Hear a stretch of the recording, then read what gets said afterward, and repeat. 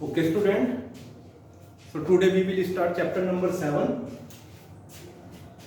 the p block elements.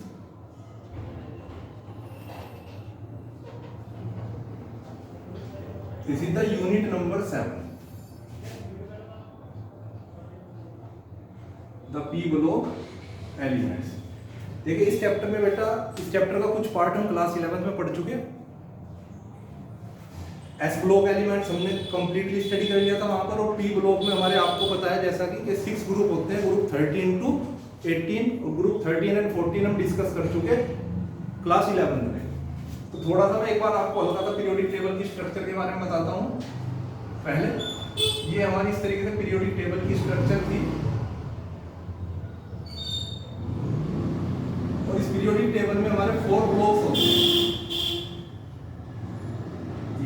ये 4 block होते हैं, S, P, D and S block. S block, right में हमारा पी ब्लॉक, बीच में डी ब्लॉक और नीचे एफ ब्लॉक। आप सबको पता है एस ब्लॉक में हमारे 2 ग्रुप्स होते हैं, पी ब्लॉक में हमारे 6 ग्रुप होते हैं, 1 2 3 4 5 एंड 6। डी ब्लॉक में हमारे 10 ग्रुप्स आते हैं, 1 2 3 4 5 6 7 8 9 एंड 10। एफ ब्लॉक में हमारी 2 सीरीज आती हैं जिनमें 14 एलिमेंट्स होते हैं।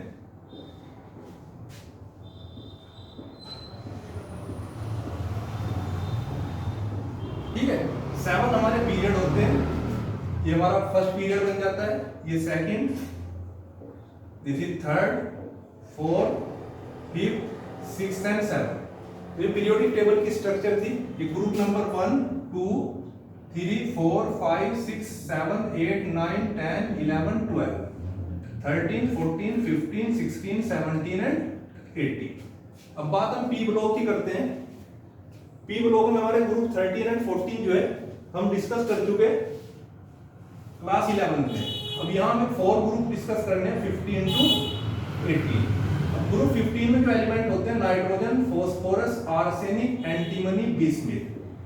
16 oxygen, sulphur, selenium, tellurium, polonium. 17 fluorine, chlorine, bromine, iodine and astatine.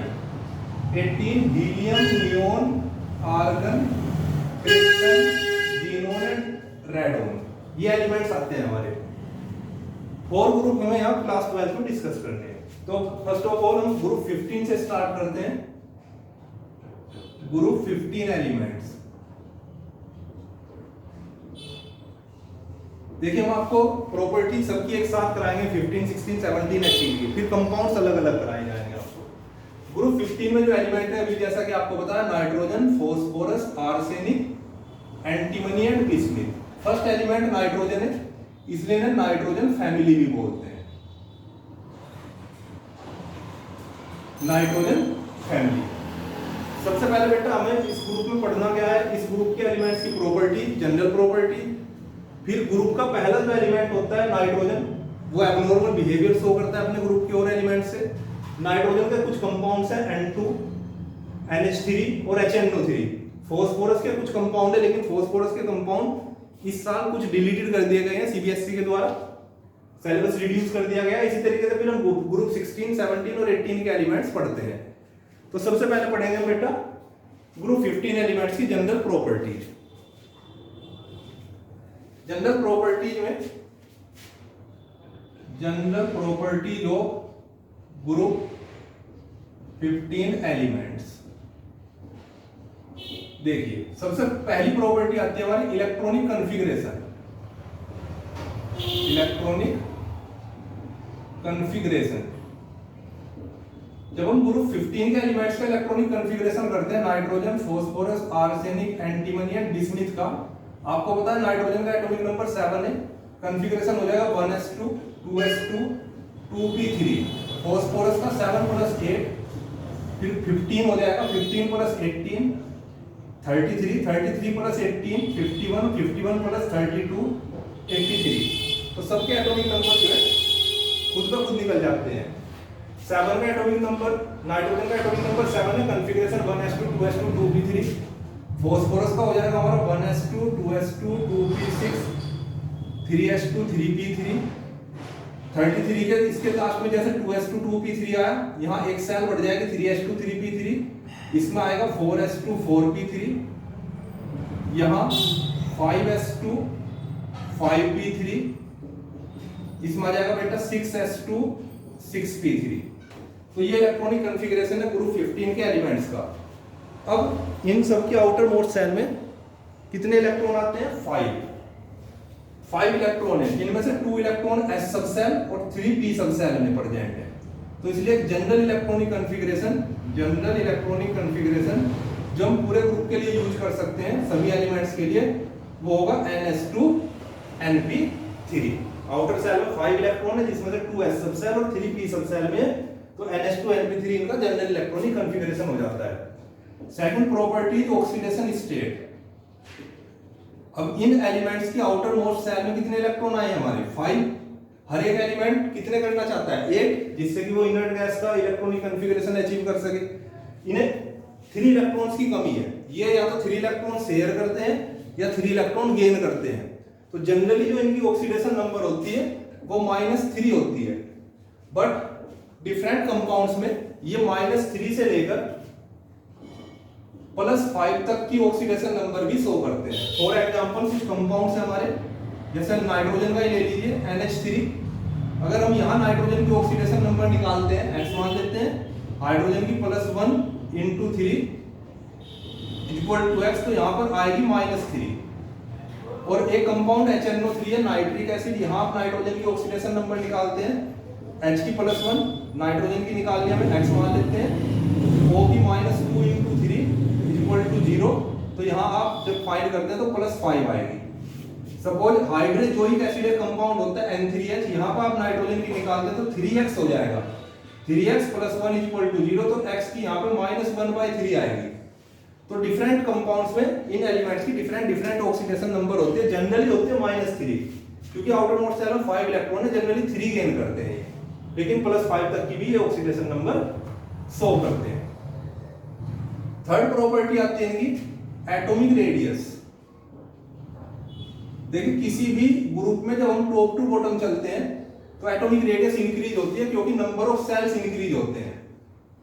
यहां भी ऐसा ही होगा, टॉप टू बॉटम चलने पर एटॉमिक रेडियस इंक्रीज होती है। तो एटॉमिक रेडियस का जो साइज होता है, नाइट्रोजन सबसे स्मॉल, फॉस्फोरस, फिर arsenic, antimony and then bismuth. Nitrogen सबसे छोटा एलिमेंट होगा इनमें, और बिस्मिथ की रेडियस जो है वो सबसे ज्यादा होगी, क्योंकि नंबर ऑफ सेल सबसे ज्यादा है। Fourth is ionisation enthalpy. जैसा कि आप जानते हैं कि आयोनाइजेशन एंथैल्पी एटॉमिक रेडियस का उल्टा होती है। एटॉमिक रेडियस की डेफिनेशन होती है न्यूक्लियस के सेंटर से लेकर आउटर मोस्ट इलेक्ट्रॉन के बीच की डिस्टेंस, और आयोनाइजेशन एंथैल्पी क्या होती है? आउटर मोस्ट सेल से जो इलेक्ट्रॉन को बाहर निकालने के लिए जितनी एनर्जी रिक्वायर्ड होती है वो आयोनाइजेशन एंथैल्पी कहलाती है। तो जितना न्यूक्लियस से दूर होगा इलेक्ट्रॉन उतनी एनर्जी कम रिक्वायर्ड होती है। तो मतलब जितनी रेडियस ज्यादा होगी आयोनाइजेशन एंथैल्पी उतनी कम होगी। तो आयोनाइजेशन एंथैल्पी रेडियस का उल्टा हो जाएगी। तो नाइट्रोजन की आयोनाइजेशन एंथैल्पी में सबसे ज्यादा, फॉस्फोरस उससे कम, आर्सेनिक, एंटीमनी, देन बिस्मिथ। ये ट्रेंड हमारा आयोनाइजेशन एंथैल्पी वाला है। इलेक्ट्रॉन गेन एंथैल्पी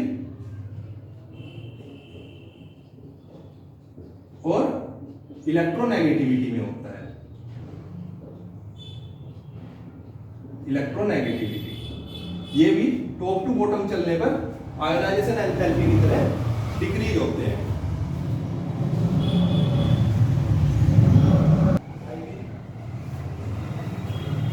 तो यही ट्रेंड इलेक्ट्रॉन गेन एंथैल्पी और इलेक्ट्रोनेगेटिविटी का रहता है, जो आयोनाइजेशन एंथैल्पी का होता है। ये भी टॉप टू बॉटम चलने पर एटॉमिक रेडियस इंक्रीज होती है, तो ये हमारे डिक्रीज होती है। नेक्स्ट प्रॉपर्टी होती है एलोट्रोपी। देखिए ग्रुप 15 के जो एलिमेंट्स होते हैं, nitrogen, phosphorus, arsenic, antimony, bismuth, वे Bi को छोड़कर एक्सेप्ट बिस्मिथ सभी एलोट्रोपी शो करते हैं। एलोट्रोपी मींस 2 या 2 से ज्यादा फॉर्म्स में पाए जाते हैं। For example nitrogen, alpha nitrogen and beta nitrogen. Nitrogen की भी 2 फॉर्म होती हैं, फॉस्फोरस है, फॉस्फोरस कई फॉर्म्स में पाया जाता है, white phosphorus, red phosphorus, black phosphorus, violet phosphorus, कई फॉर्म होती है। तो बिस्मिथ को छोड़कर बाकी सभी जो एलिमेंट्स है वो एलोट्रोपिक प्रॉपर्टी शो करते हैं। Next is metallic nature. Metallic nature भी एटॉमिक रेडियस के साथ साथ टॉप टू बॉटम चलने पर इंक्रीज होता है। यही वजह है कि नाइट्रोजन, फास्फोरस, आर्सेनिक, एंटीमनी और बिस्मिथ, इनमें नाइट्रोजन तो गैस है, बाकी सभी एलिमेंट लगभग ये सॉलिड होते हैं और metallic character top to bottom चलने पर हमारा इंक्रीज होगा। तो ये कुछ हमारी फिजिकल प्रॉपर्टीज है ग्रुप 15 के एलिमेंट्स की।